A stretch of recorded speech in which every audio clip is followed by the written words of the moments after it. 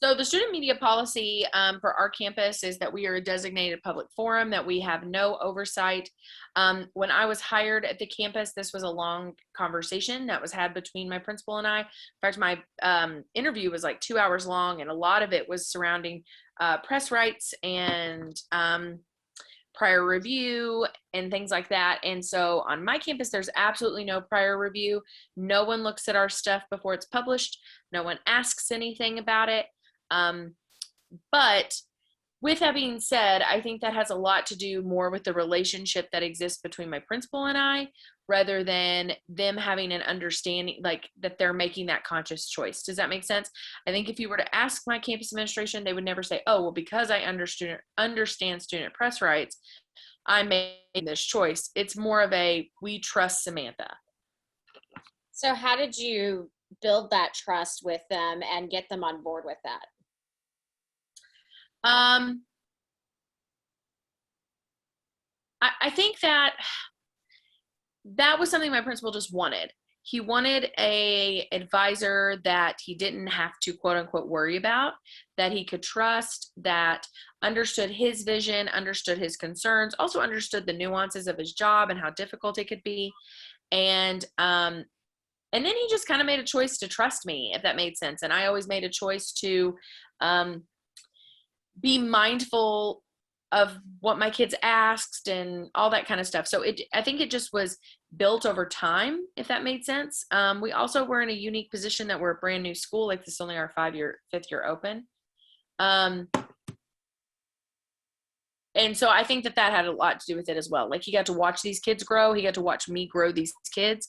And that's where a lot of trust was developed. And I think a lot of advisors and administrators don't necessarily have that kind of time or space to do something like that. So a lot of what we are and who we are and the policies that we have are because of this pressure cooker situation we all had of starting a school. So I don't know if that makes any sense, but I think it's different in some ways because of that. I said, how do you go about building trust with your students, both, just the entry level, reporters and photographers all the way up to your editors, to know that they're going to make the right decisions when it comes to content? So I think that it is a combination of giving them space, you know what I mean? But also, here's one thing I've learned. Kids are not as inclined to write something controversial as we might think they are. I think I am often more the one that is encouraging them to write things that push the envelope and are spicy than they are to come up with that. I think it also just depends on where you're at. I live in a community where kids they tend to be kind of sheltered.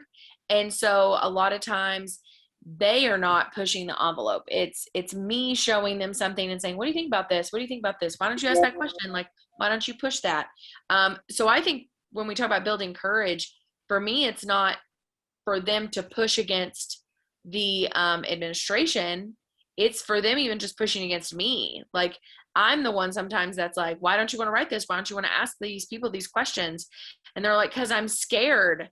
And so I think that that's a lot more of it for me than it is worrying about the administration. In fact, every time they've gone to talk to the administration about what we'd call a spicy story, the administration has always been like above and beyond for them. And they've been like, wow, they were so candid. And it was like, yeah, because they want to answer your questions. So we talk a lot about what is appropriate for us to report on. So we spend a lot of conversation on localizing stories. And that is a big thing too. And that's why I think our administration always answers questions, because they can see the validity of that story for our student body. And that's important to me, that we're not just writing about the legalization of marijuana because we want to make a joke about weed, right? That's not what it is. It's a conversation of, does this affect our students? Does this make our school a better place? And I think I hope that answers your question, but I think that that's where a lot of it comes from. Okay. So I'm assuming just any time in your career, because you've been teaching, this is year 12, right? That there's been a time where your editors have made a decision and you disagree with it. So how do you handle that or address that? That's a great question. I think one of the things that is important, I think one of the things that's really important is that they have to understand the bottom line of everything. And I try to work to make them understand that. Like, we do a lot at the very beginning of talking about the way things are connected, and and and and how everything affects everyone, if that makes sense. So we talk a lot about like, okay, you want to write this story, how does that affect me? And they're like, XYZ, like all this kind of stuff. And I think that for us, we don't really have problems with that because the relationship is there, and they would never want to make my life more difficult. But I also try to model for them all the time that I know some stories are going to make my life difficult, and I'm okay with it. Like, I've told them many times when they want to write a story, oh yeah, someone's going to be mad. We're writing a story right now that has some people in the district kind of upset about it. And I've gone toe to, and let them see me go toe to toe. Do you mind sharing what it is? Yeah, absolutely. I'll share. So, the really the focus of the story came up, like us, like anyone else, any other district. We've had extremely contentious, wild, dramatic school board meetings, right? And we had a school board election that came up, and the three incumbents running were all unseated. One of which being our school board president, who was also on the TASB board. That was a huge coup, essentially. And so that, I mean, well, I was very mindful in my classroom to constantly be monitoring this with the kids. And, they went to the school board meeting, they went to all school board meetings, they went to the forum. And so we started talking about observations, like, okay, every time we go do something, tell me your observations. What are you observing? And they kept observing that people are so disrespectful. They're so mean. And when they get up, and some people, when they get up and talk, they're just wrong. Like, they just have misinformation. Like, it's wrong information. And so that's when we started having this conversation of what is the weight of misinformation in our society, but more specifically, how have we seen misinformation affect our own community? And so in that, they then started asking these questions and started reaching out to school board members and reaching out to the superintendent and all this. And I got a phone call that was like, you can't just email the superintendent. And I modeled for them me asking, why not? Why can't we?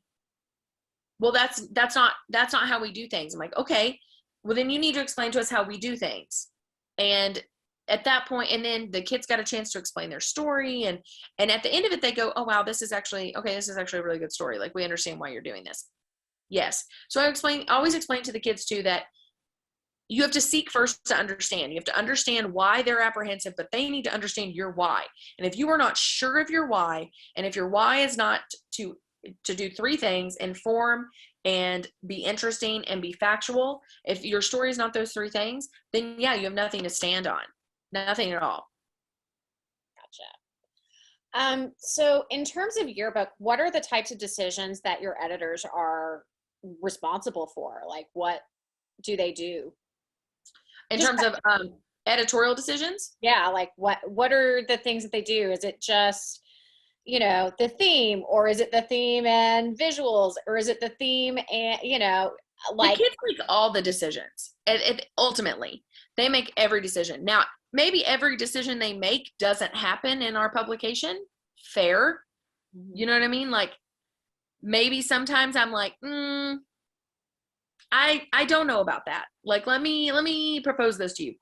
But every decision that does go in there is theirs, whether it be to run it or to not run it. And I've always told them, and they've asked sometimes, like, well, what if we have an idea you just flat out don't like? And I'll say, well, nothing is about if I like it. That's never the conversation of if I like it. There's plenty of things in our books and our newspapers and our magazines that I don't like that it's not my brand of humor or whatever. But if it's journalistically sound, if it's interesting, if it's factual, if it's informative, if it's localized, then it doesn't matter if I like it. It doesn't matter.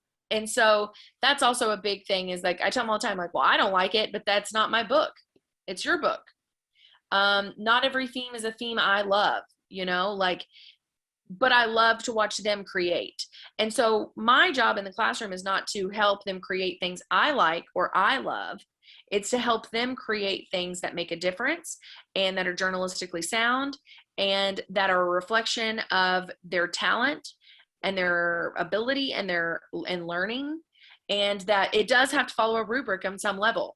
And so we look a lot at rubrics, and we look a lot at and a lot of times if something comes up that I'm just not really kind of flying with, I will reach out to a professional in the field and I'll ask them to kind of look at it and say, what do you think? Like, do you think this is valid? Like, talk to these kids. What do you think? And a lot of times I find a side of it. It's not even that this person confirms what I think. I find I learned something in the process, and I become a better advisor. So I think it models for them too what they're going to see in any sort of creative space, and that's conflict. I tell them all the time that you really can't spell creativity without conflict. You can't. There's going to be conflict in the classroom. There's going to be conflict in your jobs. Conflict is normal. Drama is a choice. And so we don't have any drama because we don't choose that. We lean into our conflict and let it make us better. So beyond content and theme and all that good stuff, do they help make any other decisions like, okay, this is what the cover's going to look like. Okay, this is what it's going to cost. And this is what our budget's going to be. Make all those decisions. Like, for instance, this year we have a really expensive cover. We always have an expensive cover. I say that like we don't always have one. But we wanted to do linen this year. So we went through and started talking about linen. And, and I said, okay, well, we're going to get quotes on all this. And when the quotes came back, I said, okay, this is going to be how much of your book this costs. Like, you're charging this much for your book and it's how much it's going to cost. Are y'all cool with that? Well, okay, let's look at the overall budget. Okay, here's the budget again, updated. Are you good with this? Okay, but if this is the budget, I think you really should strive to increase your sales by this much, or your senior ad sales or something. So they're involved with every step of the process. Yes, I'm the lady who pays the bills and all that, but at the end of the day, I try not to make too many decisions without them. It even goes down to as basic as if a rep wants to buy us a treat for Christmas, I let them choose what it is. Like, I'm like, this is yours. Like, you choose. I try to put every decision back into their hands. When we do a big camera order at the beginning of the year, they do it. Like, I'm like, okay, well, what do you want? This is what I would advise you get. These are some things I think you need, but you do it. So they're involved with every step of the process.